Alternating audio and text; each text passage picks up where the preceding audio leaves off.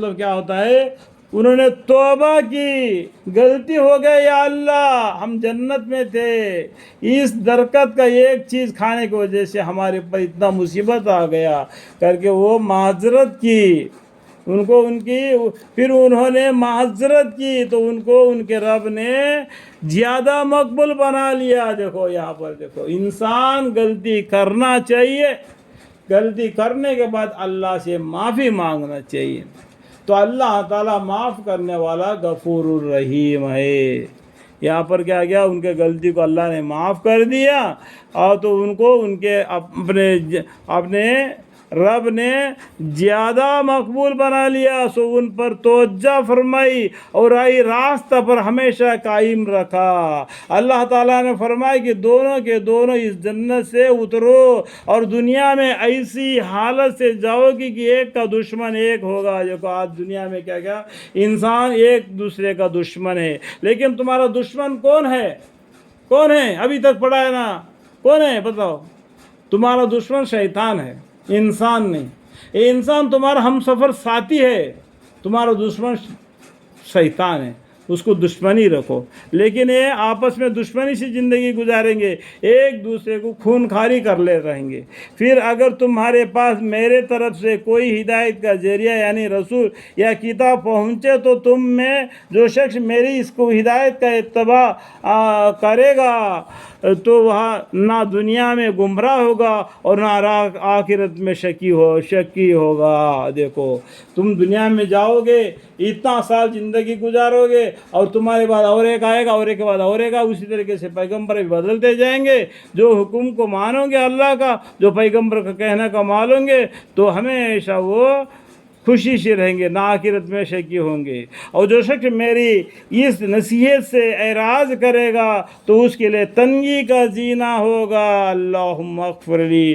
اور قیامت کے روز ہم اس کو اندھا کر کے قبر سے اٹھائیں گے۔ دیکھو، اندھا کر کے قبر سے اٹھا دیں گے۔ کیا بولتے ہیں اللہ تعالیٰ؟ نہ شروع یوم القیامت اعما۔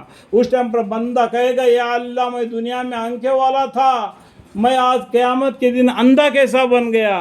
تو بولتا ہے، تمہارے سامنے کھلا ہوا قرآن آ گیا تھا، مؤذن اذان دے رہا تھا، تم کو نہ قرآن پڑھا نہ مؤذن کی اذان سنا، تم کیا ہو گیا؟ اندھا بن سے زندگی گزار دیا، اس لیے آج قیامت کے دن بھی تم اندھا بن کے رہے گا۔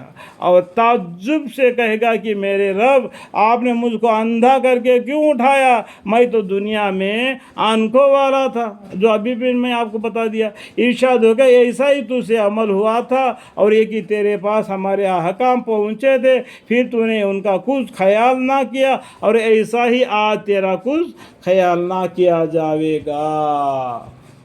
اور اسی طرح ہر اس شخص کو ہم مناسب اعمال کے سزا دیں گے، جس طریقے سے عمل کرے گا اس طریقے سے اس کا جزا اور سزا دیا جائے گا۔ جو حدی اطاعت سے گزر جاوے اور اپنے رب کی آیتوں پر ایمان نہ لاوے، اور واقع آخرت کا عذاب ہی بڑا سخت اور بڑا دیر پا ہے۔ دیکھو، آخرت کا عذاب بڑا سخت ہے۔ پیغمبر صلی اللہ علیہ وسلم صحابہ اکرام رضی اللہ عنہ، دنیا میں سزا دو یا اللہ، لیکن آخرت میں سزا مت دو، کیونکہ آخرت کا عذاب بڑا سخت ہے۔ تو جو غلطی ہم سے ہوگی ہم معافی مانگتے، پھر بھی اگر تو آپ کو سزا دینا ہے تو دنیا میں دے دو، لیکن آخرت میں ہم کو سزا نہ دینا۔ اس طریقے سے آخرت کے بارے میں ڈرتے تھے۔ کیا ان لوگوں کو اب تک اس سے بھی ہدایت نہیں ہوئی کہ ہم ان سے پہلے بہت سے گروہوں کو ہلاک کر چکے؟ بہت سے گروہوں کو اللہ تعالیٰ نے ہلاک کر چکے ہیں۔ اتنا معنی قرآن کا سمجھانے کے باوجود بھی عقل نہیں آئی کہ ان میں سے باجے کے رہنے کے مقامات میں یہ لوگ ابھی چلتے پھرتے ہیں۔ جو اس سے پہلے ان کے باپ دادا تھے، ان گھروں میں رہے تھے، آج اس گھروں میں وہ نہیں ہے، کئی جل گئے یا زمین میں دبا دیا گیا، اور اس مکانوں میں کون رہے؟ یہ رہے۔ کل بھی ان کا وہی حالت نہ حشر ہوگا، اس کے بعد میں آنے والا زمانہ پھر اس زمین پر ان مکانات میں رہے گا، اور ساتھ میں کیا لے کے جائے گا؟ نام عمل، فَمَن يَعْمَلْ مِثْقَالَ ذَرَّةٍ خَيْرًا يَرَهُ وَمَن يَعْمَلْ مسقال ذرۃ شر یرہ، اس میں تو اسی فہم کے لیے کہ کافی دلائل موجود ہے، اس میں سمجھدار کے لیے قرآن میں اس میں توحیل فہم کے لیے کافی دلائل موجود ہے۔ اللہ تعالیٰ نے بہت سے دلائل دے کر قرآن میں طرح طرح سے دلائل دے کر ہم کو سمجھا دیا انسانوں کو، پھر بھی اگر نہیں مان کر اپنا من مانی زندگی گزار دے گا اللہ تعالیٰ اس کا حساب لیں گے۔